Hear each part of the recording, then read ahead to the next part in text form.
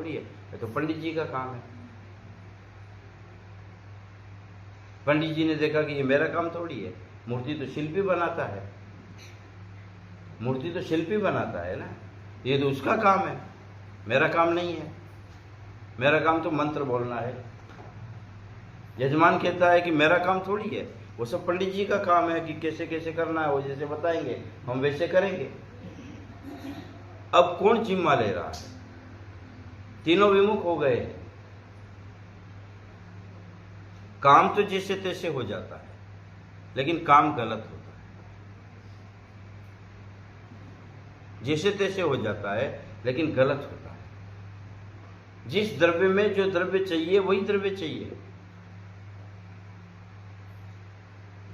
भावना अलग चीज है। प्रतिष्ठा में भावना काम नहीं आती है।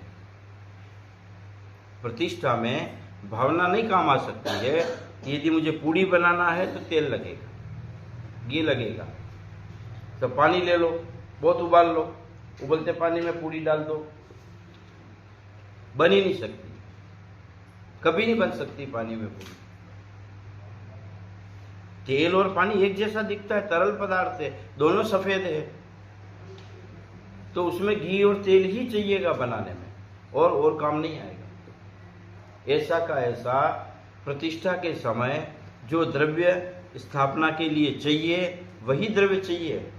ऐसा नहीं चलेगा कि फूल नहीं है तो पीला चावल ले लिया चल जाएगा, नैवेद्य नहीं है तो चटक ले ली चल जाएगा, दीपक नहीं है तो पीली चटक ले ली चल जाएगा, पूजा में चल जाएगा, क्योंकि वहां तो ये द्रव्य गुण है, भावना प्रधान है,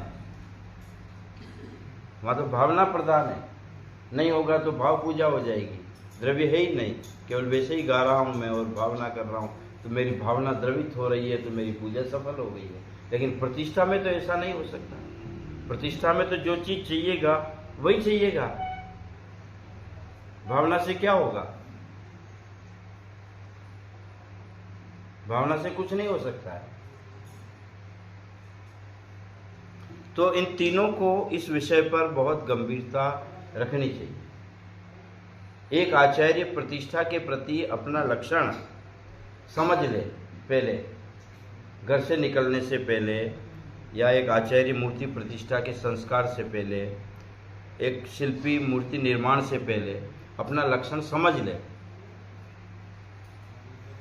तो सब चीज निर्दोष हो जाएगी। सबसे पहले लिखे हैं प्रतिष्ठा ग्रंथों में, सबसे पहले लिखे हैं लक्षण। आचार्यो मगवा कर्ता तत्पत्नी पूजकस तथा पंचेते यज्ञ नेतारो मुख्य व्रत समन्विता। आचार्य मगवा यानी स्वधर्म इंद्र, मगवा का मतलब होता है इंद्र, स्वधर्म इंद्र का मतलब प्रतिष्ठाचार्य। आचार्यो सूर्य मंत्र का दाता, मगवा यानी इंद्र, इंद्र का मतलब है प्रतिष्ठाचार्य। कर्ता, कर्ता यानी यजमान, जिसको आज इंद्र बना रहे हैं वो कर्ता है, यजमान जिसको कहा है। अपने यहाँ यजमान की मुख्यता है, लेकिन यजमान में अब पार्ट बन गया, प्रतिष्ठाचार्य निकल करके किनारे में खड़ा हो गया। नहीं, यही इंद्र है। इंद्र की व्यवस्था अपने यहाँ अलग से नहीं है, प्रतिष्ठाचार्य ही इंद्र है। और जो यजमान जिसको हम इंद्र बना रहे वो यजमान है, यज्ञ करता है। तत्पत्नी यानी इंद्राणी, यजमान की स्त्री। और पूजकः, जितने पूजा करने वाले पात्र हैं। ये 5 हो गए।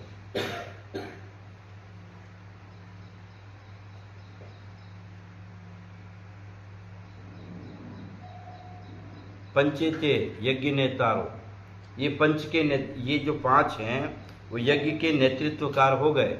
मुख्य व्रत समन्विता, ये मुख्य रूप से व्रत से मंडित होने चाहिए।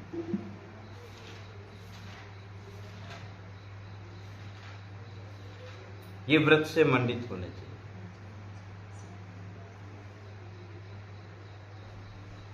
कौन सा व्रत? अपने अपने व्रत। अपने अपने योग्य व्रत हैं उनसे मंडित होने चाहिए। अब उसमें व्रतों में ये आया है कि क्रोध, मान, माया, लोभ इन कषायों से रहित हो। रहित का मतलब बिल्कुल रहित तो नहीं होगा, मौनी कर्म जाएगा 10वें में तब होगा, लेकिन मंद कसाई, मंद लोभी, मंद मायाचारी।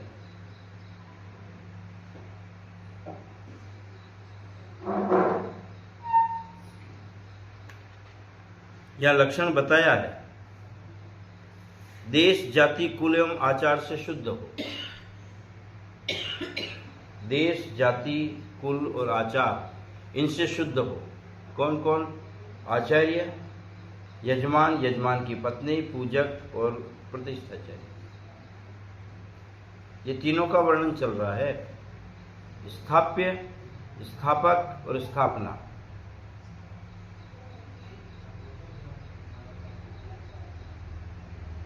ये जो अपने यहाँ रोका गया है ना, विजाति विवाह किया है, विधवा विवाह किया है, आदि आदि किया है, तो बोला अयोग्य है। देश, कुल और जाति से शुद्ध नहीं है। मलिच्छ देश का है नहीं, मलिच्छ संस्कार है उसमें। बुद्धिमान हो, अंग उपांग से पूर्ण हो।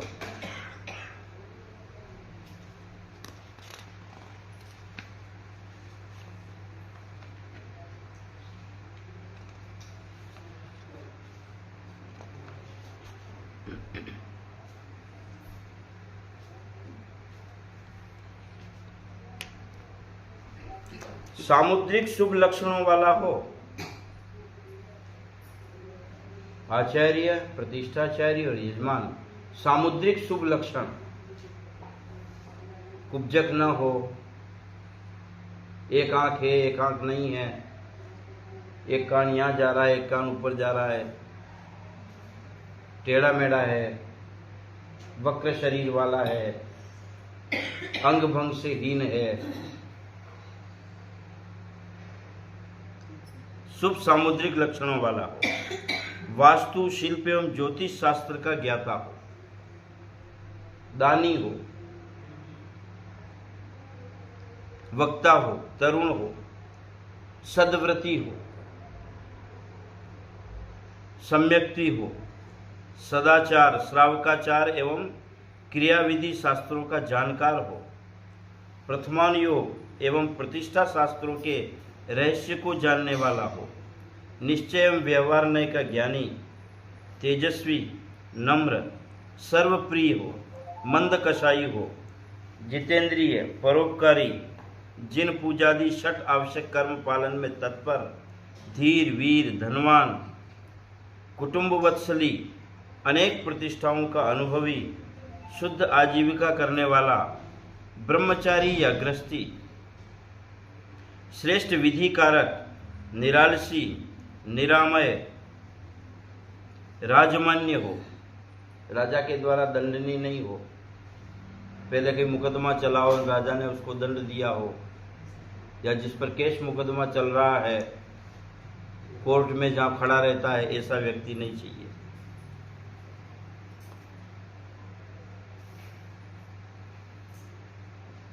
आजीविका जिसकी बढ़िया हो।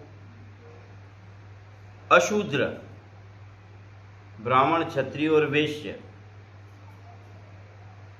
अकुंडज, अगोलज, अश्राद्ध, अशोच एवं आचमन क्रिया में तत्पर। ये अगोलक जो है ये विधवा की संतान,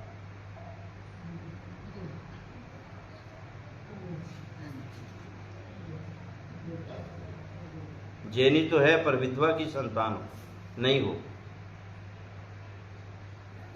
अकुंडज, अगोलज जिसको कहते हैं विजाति संतान,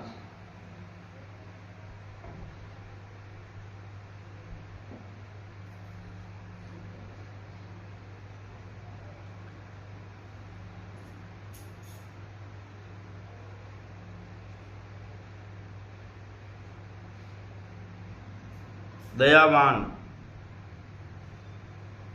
शब्द मंत्रों के रहस्य को जानने वाला, शुद्ध एवं स्पष्ट उच्चारण करने वाला, देव एवं गुरु को प्रमाण मानने वाला, शास्त्र सम्मति द्वारा मिथ्यावादों का खंडन करने वाला, क्षमावान, तप एवं व्रत से जिसका देह पवित्र हो गया है, तप भी करता है और व्रत का भी पालन करता है, निमित्तज्ञ हो, आत्मज्ञ हो, रात्रि भोजन त्यागी हो, शंकाओं का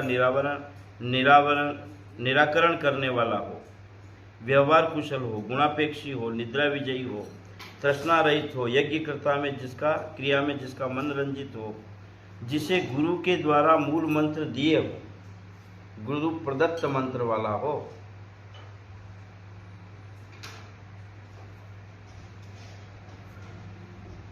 जिनागम में वही प्रतिष्ठाचार्य पद के योग्य है, ऐसे महान पुरुष के द्वारा की गई प्रतिष्ठा श्रेयस्कर कही है। व्रतश्च्युता नहीं चाहिए।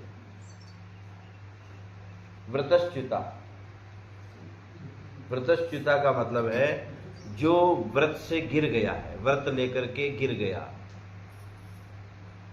मुनि महाराज जी थे, अब गिर गए, फिर प्रतिष्ठाचार्य हो गए, व्रतश्च्युता। सातवीं प्रतिमा थी, गिर गए, शादी हो गई, अब दूसरी प्रतिमा में आ गए, तो व्रतश्च्युता हो गए। दूसरी प्रतिमा थी, गिर गए, अब केवल सामान्य श्रावक बन गए, पाक्षिक श्रावक बन गए, ये व्रतश्च्युता कहलाते हैं। व्रत लेकर के व्रत को खंडित किया, ऐसे व्यक्ति स्थापक नहीं बन सकते। स्थापक तो बहुत ऊंची चीज है।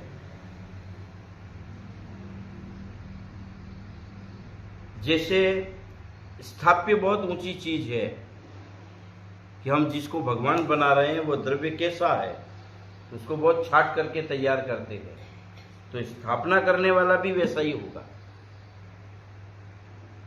और स्थापना की जो सामग्री होती है वो भी वैसी होगी।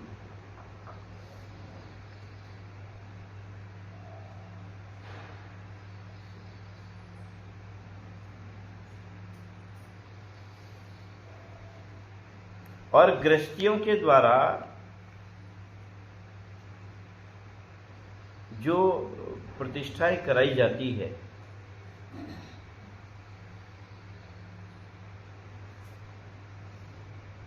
उस पर विचार होता है, विचार करना चाहिए। भोगों में रत है गृहस्थी, और भोगों में रत है तो उसके द्वारा वीतराग मूर्तियों की प्रतिष्ठा और संस्कार मान्य कैसे हो सकते हैं। इसलिए मुनियों की आवश्यकता बताई। ये सूर्य मंत्र में महाराज जी चाहिए, ये तो जोड़ा गया है। सूर्य मंत्र से महाराज जी का कोई लेना देना नहीं है। सूर्य मंत्र को आचार्य का मंत्र कह दिया, सूर्य ने आचार्य, तो आचार्य उसमें मूर्ति की प्रतिष्ठा में काम करेंगे, सूर्य मंत्र देंगे, नहीं। ये सूर्य मंत्र था ही नहीं, सूर्य मंत्र था ही नहीं, प्रतिष्ठा ग्रंथों में आज भी नहीं है। सूर्य मंत्र नाम ही नहीं है, शब्द ही नहीं है। ये था सूर्य मंत्र, मतलब तेजस्वी मंत्र था, जिसको कहा सूर्य मंत्र था। फिर भाषा बदल गई, अपभ्रंश हो गया, सूर्य मंत्र, सूर्य मंत्र, ये विद्यानुवाद से आया है, तो सूर्य मंत्र से सूर्य मंत्र हो गया।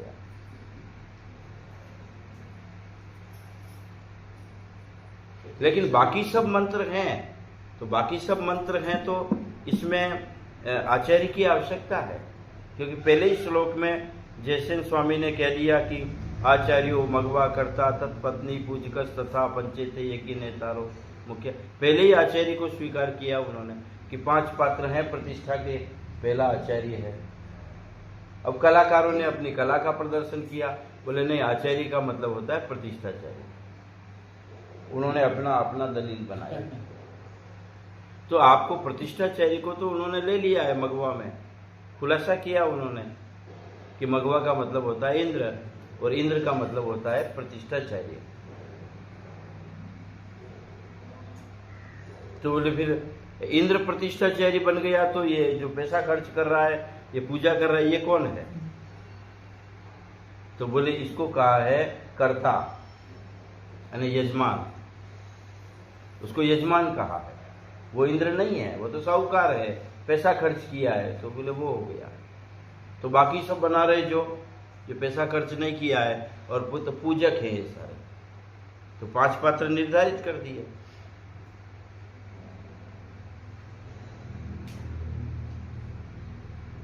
अलग अलग लिखा है, यजमान के साथ कर्ता शब्द आया है और उसको पत्नी सहित कहा है, पत्नी सहित कहा है, मगवा कर्ता तत्पत्नी। प्रतिष्ठाचार्य को थोड़ी कहा कि तत्पत्नी साथ में हो, नहीं, यजमान को कहा है तत्पत्नी। तो 5 पात्र बना लिए गए हैं, तो 5 पात्र बनाए हैं तो फिर आचार्य की उसमें उपादेयता है, आचार्य की जरूरत है तो कहाँ है? तो इंद्र उस पर संस्कार नहीं करता है मूर्ति पर, इंद्र तो क्रिया करता है, पूजा करता है। सारे संस्कार के जो काम होंगे वो सब आचार्य करेगा, सारे संस्कार के जितने काम होंगे। तो संस्कार के काम शुरू होते हैं तब कल्याणक के दिन से, अंक न्यास से शुरू होते हैं। हाँ हाँ, वो तो देह है। हाँ नहीं था, वो इंद्र था, वही प्रतिष्ठाचार्य था।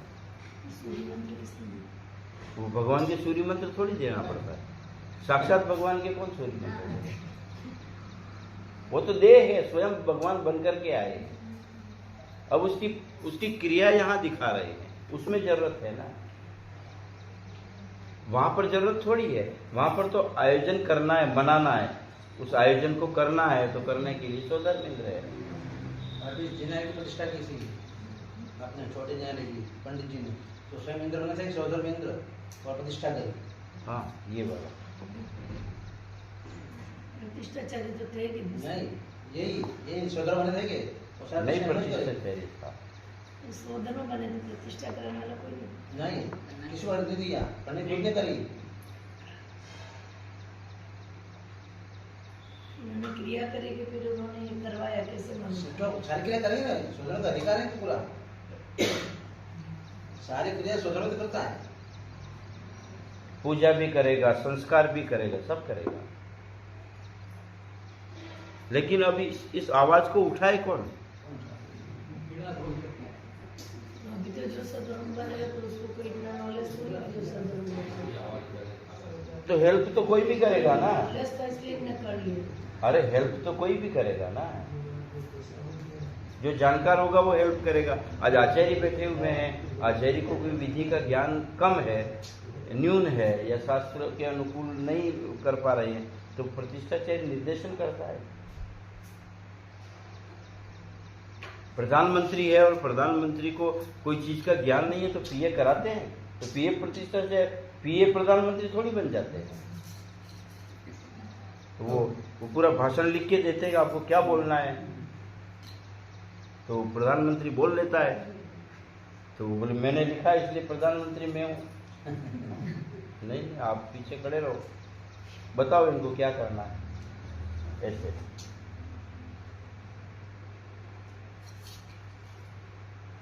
तीनों गुणवान चाहिए। लेकिन अब पानी जिस स्तर से बहा है, उस बहाव में अब ये बात चल नहीं पाती है। लेकिन जो इसमें सम्मिलित हो रहे हैं, यजमान, आचार्य, प्रतिष्ठाचार्य, उन सबको स्वविवेक से काम करना चाहिए। जैसे एक कीर्तन का एक ही स्वधर्म होता है, जन्म से मोक्ष नहीं जाता।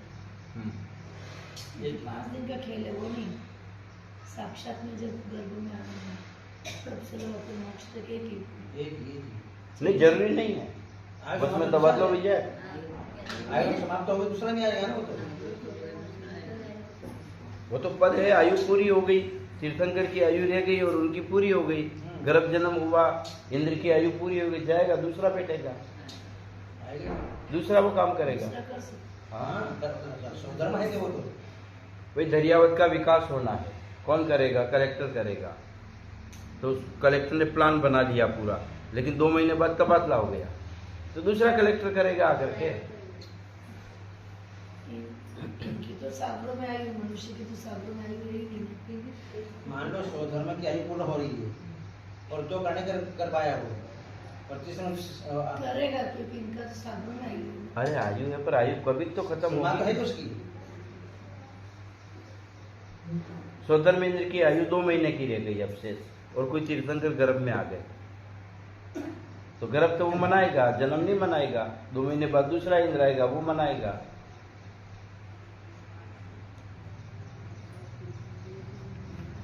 तो अब स्वविवेक इसमें काम आता है, इसलिए कि यदि शास्त्र मर्यादा से विरुद्ध कोई काम हुआ है तो दुर्गति का कारण है। वर्णित जी कहा करते थे कि प्रतिष्ठाचार्य यदि अयोग्य है तो उसका समाधि मरण नहीं हो सकता, कि जिंदगी भर उसने गलत काम कराया, शास्त्र मर्यादा से विरुद्ध काम किया है जिन धर्म का, उसकी समाधि नहीं होती। और फिर क्या होता है? फिर ये होता है कि मरते समय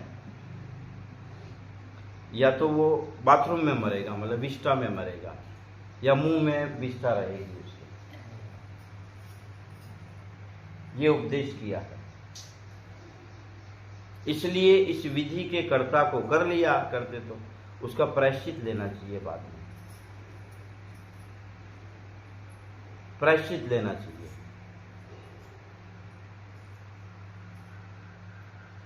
एक सभा में 100 धर्मेंद्र होगा। हाँ, एक ही स्वधर्मेंद्र होता है। 170 तीर्थंकर में अलग अलग विक्रिया बनाएगा, वो विक्रिया से जाता है, वही स्वधर्मेंद्र होता है। स्वधर्मेंद्र 170 थोड़ी हो सकते। चाहे किसी भी क्षेत्र में कोई भी तीर्थंकर जन्म लेंगे, विदेश क्षेत्र में, भरत क्षेत्रों में 170 कर्म भूमियाँ हैं, एक साथ, यहाँ जन्म हो, वहाँ जन्म हो। तो वो अपनी विक्रिया बनाएगा, 170 रूप बनाएगा। मूल शरीर तो वैसे भी नहीं आता है उसका, स्वधर्मेंद्र का मूल शरीर पृथ्वी पर थोड़ी आता है। इसमें एक श्लोक है द्रव्य संग्रह में, ये क्या? मूल शरीर